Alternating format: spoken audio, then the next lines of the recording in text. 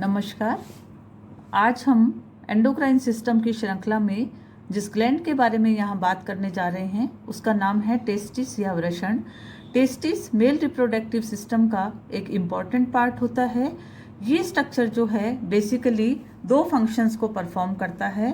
पहला होता है प्रोडक्शन ऑफ स्पर्म्स, शुक्राणुओं का उत्पादन करना, और इसके साथ साथ प्रोडक्शन ऑफ हार्मोन्स की सिंथेसिस करना। वन पेयर ऑफ टेस्टिस जो हैं वो मेल्स में प्रेजेंट होते हैं और ये रिप्रोडक्टिव सिस्टम का मेन ऑर्गन होते हैं। यदि हम टेस्टिस का सेक्शन काट करके उसका स्ट्रक्चर देखना चाहें तो प्रत्येक टेस्टिस जो होता है उस टेस्टिस के अंदर 250 से लेकर 400 तक ओवल शेप के लोब्स प्रेजेंट होते हैं। ओवल शेप के ये जो लोब्स प्रेजेंट होते हैं इनमें से हर लोब जो होता है उसमें 3 से 4 स्पेसिफिक टिब्यूल्स प्रेजेंट होते हैं जिन्हें सेमिनिफेरस टिब्यूल्स कहा जाता है। ये सेमिनिफेरस टिब्यूल्स जो होते हैं, इन सेमिनिफेरस टिब्यूल्स के अंदर मुख्य रूप से स्पर्मेटोजेनेसिस का प्रोसेस होता है, अर्थात शुक्राणु निर्माण की प्रक्रिया होती है। और ये प्रक्रिया प्यूबर्टी स्टेज यानी कि लैंगिक प्रावस्था को प्राप्त करने के बाद जब नर जनन तंत्र एक्टिवेट होने लगता है उस समय ये प्रक्रिया आरंभ होती है। इन टिब्यूल्स का जो स्ट्रक्चर होता है, इनके बीच बीच में जो खाली स्थान होता है उन खाली स्थान में कुछ विशेष प्रकार की कोशिकाओं के समूह उपस्थित होते हैं। इन कोशिकाओं को इंटरस्टिशियल सेल्स, अंतराली कोशिकाएं अथवा सेल्स ऑफ लेडिंग कहा जाता है। ये इंटरस्टिशियल सेल्स जो होती हैं ये हार्मोन प्रोडक्शन में मेन रोल प्ले करती हैं। इंटरस्टिशियल सेल्स से प्रोड्यूस होने वाले जो हार्मोन्स होते हैं उन हार्मोन्स को टेस्टोस्टेरोन के नाम से जाना जाता है। इन्हें एल्डोस्टेरोन भी कहा जाता है। स्टीरॉयड नेचर के हार्मोन्स होते हैं और मस्कुलाइन हार्मोन्स के नाम से भी जाने जाते हैं। टेस्टिस के थ्रू सिक्रीट किए जाने वाले ये जो हार्मोन्स हैं, इन हार्मोन्स के सिक्रीशन का पूरा प्रोसेस जो होता है वो एंटीरियर पिट्यूटरी से सिक्रीट होने वाले इंटरस्टिशियल सेल्स स्टिमुलेटिंग हार्मोन के निर्देशन में होता है। इस तरीके से टेस्टिस की पूरी एक्टिविटीज़ जो हैं बेसिकली एंटीरियर पिट्यूटरी से सिक्रीट होने वाले दो हार्मोन यहाँ निर्देशित करते हैं, कंट्रोल करते हैं। ICSH का काम है यहाँ पर इंटरस्टिशियल सेल्स के थ्रू हार्मोन प्रोडक्शन को कंट्रोल करना।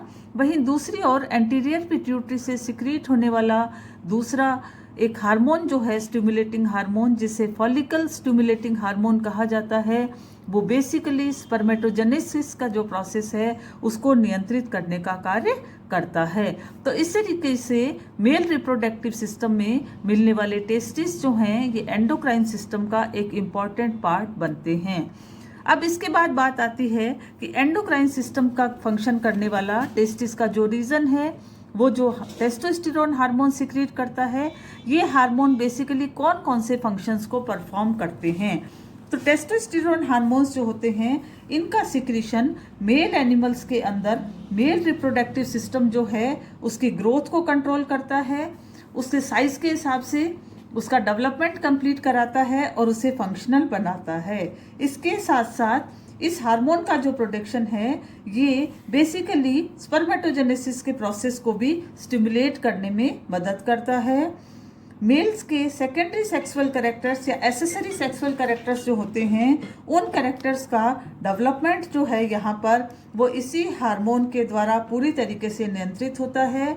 मेल सेकेंडरी सेक्सुअल कैरेक्टर्स जो हैं उनमें मेनली चेहरे पर दाढ़ी मूंछ का आना, मस्कुलाइन डेवलपमेंट, आवाज़ का भारी होना आदि कुछ लक्षण हैं जो कि मुख्य रूप से टेस्टोस्टेरोन हार्मोन जो होता है वो नियंत्रित करता है। इसके साथ साथ मेल सेक्सुअल बिहेवियर जो है उसका पूरा निर्धारण जो होता है वो इसी हार्मोन के प्रभाव द्वारा होता है। तो इस तरीके से एंडोक्राइन सिस्टम का फंक्शन करने वाला टेस्टिस का ये part basically male reproductive system को कोऑर्डिनेट और कंट्रोल करने का काम करता है। इस हार्मोन की डेफिशिएंसी जो है वो सेक्सुअल डेवलपमेंट को कहीं ना कहीं रोकती है, सेक्सुअली इनफर्टिलिटी को बढ़ाती है, लेकिन ये हार्मोन की डेफिशिएंसी जो है ये ट्रीटेबल है और इसको मेडिकेशन के द्वारा कंट्रोल किया जा सकता है और टेस्टिस की एक्टिविटीज़ को नॉर्मल भी किया जा सकता है। धन्यवाद।